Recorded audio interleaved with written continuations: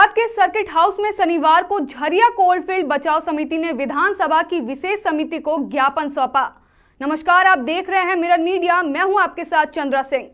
इसमें बीसीसीएल और खनन से जुड़ी आउटसोर्सिंग कंपनी के द्वारा रैयतों की जमीन पर ओबी डंप डालने और जमीन अधिग्रहण के बाद मुआवजे को लटकाने को लेकर मांग को शामिल किया।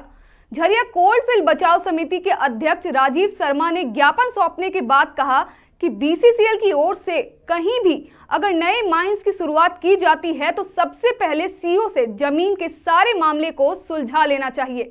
ऐसा नहीं करने पर रैयतों के साथ अन्याय होता है। 1925 में धनबाद के कई क्षेत्रों में खनन का काम शुरू हुआ और 1972 में बीसीसीएल का गठन हुआ और इन सभी माइंस का अधिग्रहण भी किया गया। इसके बाद जब भी बीसीसीएल को नई माइंस शुरू करने की जरूरत पड़ी, उन्होंने जमीन अधिग्रहण करने की जगह अतिक्रमण करने का काम किया। इसको लेकर जब भी रैयतों ने सवाल पूछा, उन्होंने मामले को लटका दिया। बीसीसीएल लगातार यही कहती है कि 1972 से ही इनका मालिकाना हक बीसीसीएल के पास है, जबकि यह संभव नहीं है। इसके अलावा जब भी बीसीसीएल से इन कागजातों को मांगा गया, उन्होंने कोई दस्तावेज नहीं दिया।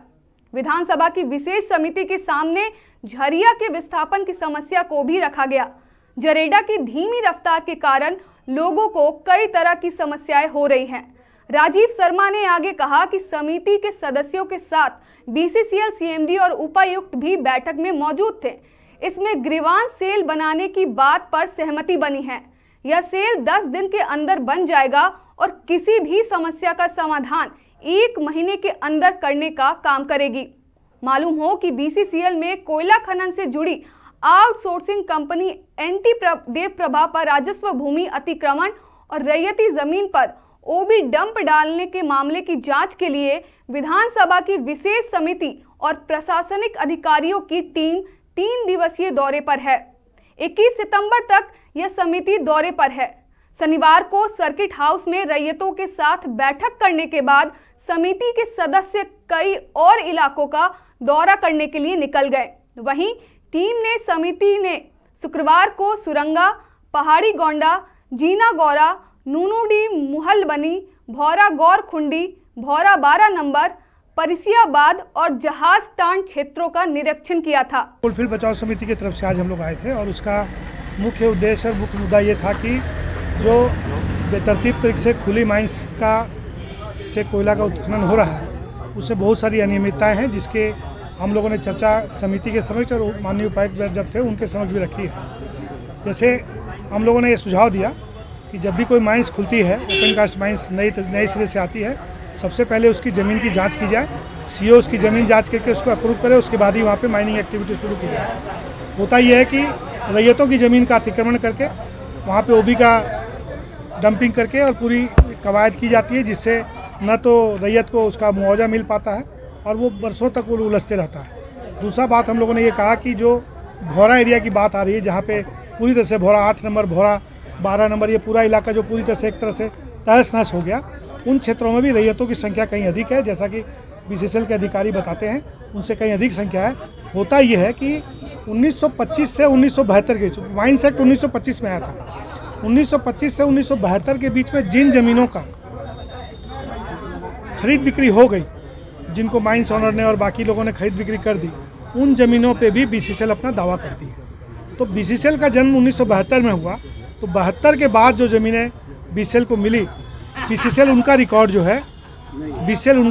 है वो लोगों के सामने प्रस्तुत करे, बताए कि ये उनकी ज़मीनें हैं। आज तक उन्होंने इसका डाटा नहीं दिया। हम लोगों ने कई बार आरटीआई के माध्यम से जानकारी मांगी है, उसमें ये लोग कोई डाटा प्रोवाइड नहीं करते हैं। तीसरी बड़ी बात कि जो 72 के समय 1150 कोलरी ऑनर और बाकी रैयतों की ज़मीन इन्होंने ली थी, उनको भी अभी तक सभी लोगों को मुआवजा नहीं मिला है। तो हम लोग की मांग है कि जिनको मुआवजा मिला है उनकी लिस्ट निकाली जाए और जिनको नहीं मिला है उनको वर्तमान दर से लार 2013 के अंतर्गत उनको मुआवजा दिया जाए, जिसमें जो शहरी क्षेत्र की ज़मीन है उसमें सरकारी मूल्य का 2 गुना और ग्रामीण क्षेत्रों की जो ज़मीन है उसमें 4 गुना। अभी जो 81 साइट का जो सर्वे आया है, अभी जो नई झरिया रिवाइज मास्टर प्लान आया है, हम लोग लगातार जिन बातों को लिख रहे थे, पहली बार लार 2013 को इंक्लूड किया गया है और उसमें स्पेसिफिकली लिखा गया है कि लार 2013 एक प्रैक्टिकल पॉलिसी है जिसको इम्प्लीमेंट किया जाना चाहिए। तो हम लोग ये कह रहे हैं कि जब भी लार के तहत भी आप जो लेना चाहते हैं उसको भू अर्जन विभाग के थ्रू लीजिए, डायरेक्ट ज़मीन खरीद बिक्री नहीं कीजिए, क्योंकि बीसीसीएल कई बार हम लोगों ने देखा है कि जो सरकारी मूल्य है उससे कम मूल्य पे ज़मीन की खरीद बिक्री की है। तो हम लोग का ये आपत्ति है, हम लोगों ने इस आपत्ति को दर्ज किया है। साथ साथ जो पर्यावरण प्रदूषण एक बड़ा मुद्दा है जिसके चलते आज हर तरह की बीमारियां यहाँ हो रही है, मानसिक अवसाद से लेके कैंसर जैसी बड़ी बीमारियां यहाँ हो रही है लोगों को। उसमें हम लोगों ने ये कहा है कि जिस क्षेत्र में प्रदूषण का स्तर बिगड़ता है, जहाँ पे इलीगल प्रोसेस चालू है माइनिंग करने के लिए, उन क्षेत्रों में जो इन्वायरमेंट ऑफिसर उस क्षेत्र का हो उस पर डायरेक्ट एफआईआर करने का नियम है पोल्यूशन विभाग की तरफ से। वो डायरेक्ट एफआईआर करने की प्रक्रिया शुरू की जाए, जिससे कि पर्यावरण का भी जो आज स्थिति बिगड़ रही है। एक बात और हम लोगों ने कही कि जिन क्षेत्रों में ओबी के पहाड़ खड़े हैं, उन ओबी के पहाड़ों को जब आप माइन क्लोज कर चुके हैं, वहाँ पानी भर चुका है, फर्दर आप माइंस कर नहीं सकते हैं, अंडरग्राउंड की ओर ही जाना होगा, तो वहाँ ओबी पहाड़ को समतल करिए और जो उस क्षेत्र के लोग हैं आसपास के उनको वहीं पे बसाइए। इन बातों की तरफ से क्या कुछ आश्वासन मिला है? इन्होंने कहा है कि हम आपकी इन बातों को समिति के अंतर्गत रख देंगे। उपायुक्त महोदय ने कहा है कि मुझे और सारी बातों को बताइए। हम लोगों ने कुछ जगह का उल्लेख किया जिसमें भौरा और रजवार बस्ती वगैरह का उल्लेख किया, जिसमें रैयतों को न तो मुआवजा मिला न वो रैयत रह गए। कई जगह तो ऐसा हुआ कि रैयत जो है गैर रैयत बन के एक छोटे से क्वार्टर में शिफ्ट होना पड़ा, क्योंकि उनके पास उनको ये रैयत मानने के लिए तैयार नहीं है, जबकि उनको लोग वंचित हैं ऐसे। देखिए, वंचितों की संख्या बहुत बड़ी है, क्योंकि आप जब जानते हैं कि अब तक टोटल जो सर्वे हुआ 1,04,000 परिवार का हुआ है, जिसमें लगभग 34,000 परिवार जो हैं वो रैयत हैं।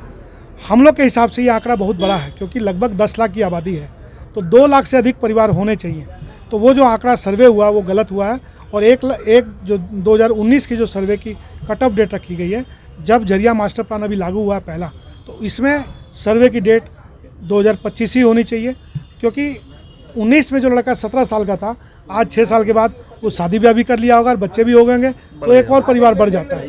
तो हम लोग इन सब बातों को आज उपायुक्त महोदय के समक्ष रखे हैं और हमें विश्वास है, क्योंकि उपायुक्त महोदय भी धनबाद से जुड़े हुए व्यक्ति हैं और यहाँ के स्थितियों को समझ रहे हैं, तो मुझे लगता है कि इस पर सोल्यूशन निकलेगा।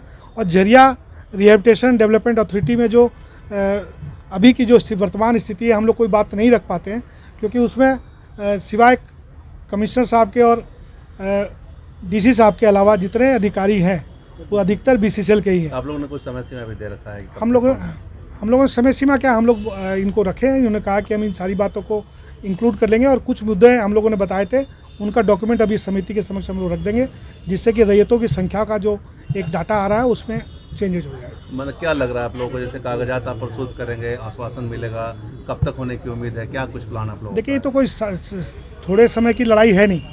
हम लोग लगातार कहते हैं कि अगर इस क्षेत्र से कोयला निकालना है, आपको कोयले का उत्खनन करना है, तो आपके पास बहुत लिमिटेड ऑप्शंस हैं। या तो आप चंडीगढ़ जैसा 10 लाख की आबादी का शहर बसाइए, या नहीं होता है तो छोटे छोटे 3-4 लाख की आबादी के 3-4 सैटेलाइट टाउनशिप बसाइए। चूँकि अभी तक ये होता है कि बीसीसीएल जब भी कोई व्यक्ति अपने ज़मीन का दावा करता है, बीसीसीएल वो कहती है कि ये ज़मीन मेरे में भेस्ट कर गया और उसकी ज़मीन के मामलों को उलझा देती है। वो एक साधारण रैयत व्यक्ति कितना तक केस लड़ेगा? सुप्रीम कोर्ट तक लोग केस लड़ लेते हैं और उनके पास उतना साधारण और आधार नहीं है। हम लोगों ने न्यायिक आयोग की मांग भी भारत सरकार से की है कि इस क्षेत्र के जो विवाद हैं उनको सुलझाने के लिए न्यायिक आयोग का गठन किया जाए। आपको जानकारी हो कि लगभग 30,000 के आसपास मुकदमे यहाँ चल रहे हैं ज़मीन संबंधी, उनका निपटारा किए जाने के लिए एक अच्छी पहल हुई है जो प्रशासन की तरफ से कि एक सेल बनाया जा रहा है, अगले 10 दिनों में बन जाएगा, जिसमें इन विवादों को हल करने की पहल। हालांकि देखना यह होगा कि क्या ग्रीवांस सेल के बनने के बाद रैयतों और ग्रामीणों की समस्याओं का समाधान समय पर हो सकेगा या फिर हालात जस की तस बनी रहेगी। नए दौर की नई कहानी लिखने, खबरों को नए अंदाज में आप तक पहुंचाने के लिए मिरर मीडिया के चैनल पर अब हम आपको मिलेंगे पूरे 24 घंटे। जियो टीवी के चैनल नंबर 4088 पर, इसके साथ ही जियो टीवी ऐप और Amazon Fire TV पर भी।